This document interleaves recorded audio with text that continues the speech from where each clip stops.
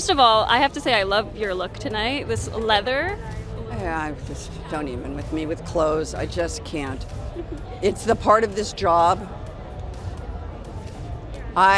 If somebody says, "Oh, so and so is getting a life achievement award at the things," I'm like, "Oh, that's so great! I want to go." No, I don't want to go. Like the last thing I want. The minute Heidi says you're going to a thing, the first word out of my mouth is, "Oh, what am I going to wear?" Because it's just dudes get to wear tuxedos. Women have to like throw it down every time, and it's getting cray cray out there with the clothing. It's getting a little nutty. Let's get into Ella McCay because I have to say I just loved this film. I'll never forgive you. I love you. Call me for anything. It's a tale of the ties that bind us. Try not to judge my husband right away. I'll try. You nuts, lady! Hey!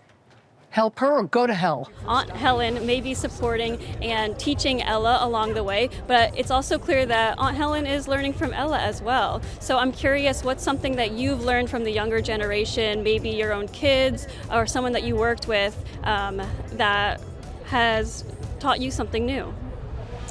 I learn a lot from my children. I'm analog, they're digital.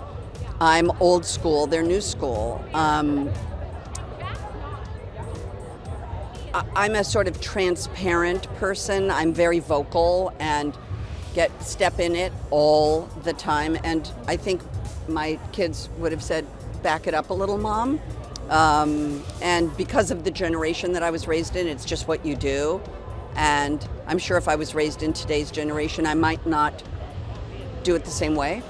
You know, I'm analog. I'm really kind of an old-fashioned person.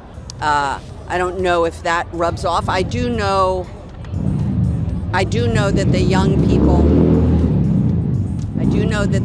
people that I work with understand that it's part of our job to do what we're doing right here, and that the modern way is to avoid this.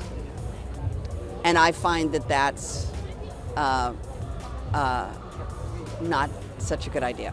So I hope that they see my example as one, and I think they do. I think they can see it can be fun. You don't have to take this very seriously. You can crack wise, and you know. Another thing I loved about this film is that Ella is consistently going against the grain and going to the beat of her own drum. So do you feel like when you were starting off in your career, was there any advice that you didn't take and that you steered in your own direction, similar to how Ella did? Ella had a much bigger acumen than I did. I did not have the level of intelligence that Ella McCay had. Ella was one of those really high-achieving young people. I just sort of existed on my personality. So I'm not sure. I mean, I try to live my life with as few regrets as possible.